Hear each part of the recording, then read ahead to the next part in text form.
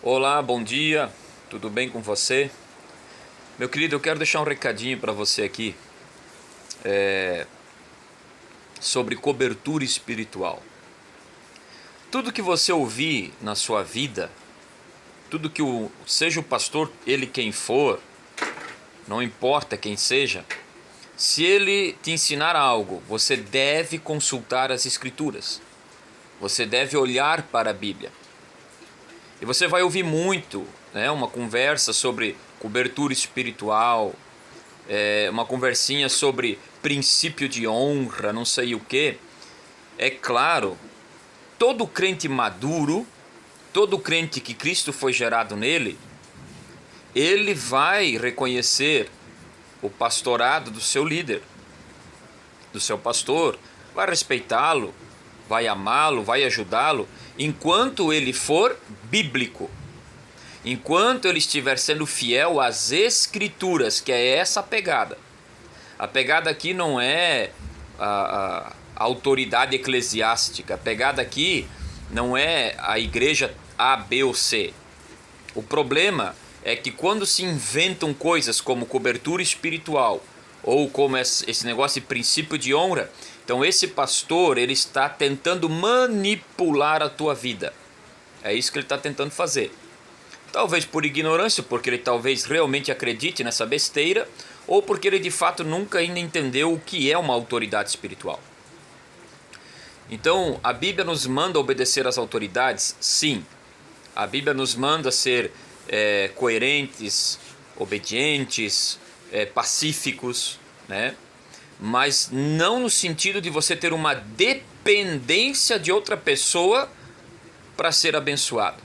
Isso é heresia. Isso é heresia. E quando se usa muito o termo de princípio de honra, é no sentido de que você não deve se levantar contra o seu líder, questioná-lo, e ele deve ser questionado. A tua liderança deve ser questionada em todos os sentidos. Financeiro, porque ele não trabalha, ele vive de doações. Ele tem que prestar conta das finanças dele, sim senhor. Principalmente da igreja, o que é feito com o dinheiro da igreja. Então, todo líder que se preza, todo líder que realmente tem um compromisso com o evangelho, ele não tem nada a esconder.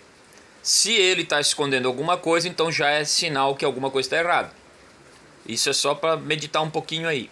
Primeiro ponto. Segundo, ele tem que prestar conta, sim, da sua vida no sentido moral. Ele tem que ser um exemplo moral. E você tem o direito de questionar. Aliás, ele está se pondo como pregador do evangelho.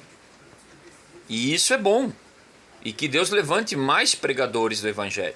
Fiéis a Deus, tementes a Deus e principalmente obedientes à sua palavra. Mas como vão obedecer se às vezes nem conhecem direito a Bíblia, né? Então o que acontece? Usa-se muito o que é moda, né? Então surgem aí os modismos, movimentos estranhos, e impõem-se julgos sobre as pessoas, assim como os fariseus faziam sobre os judeus. Impõe-se um jugo pesado demais. Vive-se uma vida presa no legalismo. E isso traz para as pessoas consequências de uma vida inteira aprisionadas a um homem, não a Deus, não a Cristo. Então, entenda, não há mediador entre o homem, o pecador e Cristo. Há mediador entre o pecador e o Pai. E quem é esse mediador? Jesus Cristo.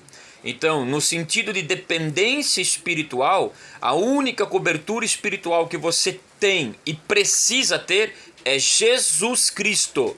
Ponto.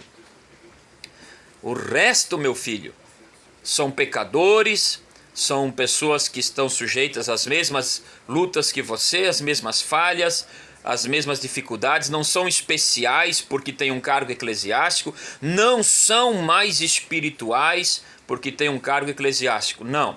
Eles são autoritários e muitas vezes manipuladores. Cuidado. A única cobertura espiritual que de fato você precisa chama-se Jesus Cristo. E sim, você deve comungar em uma igreja. Você deve estar em uma igreja ligada ao corpo de Cristo.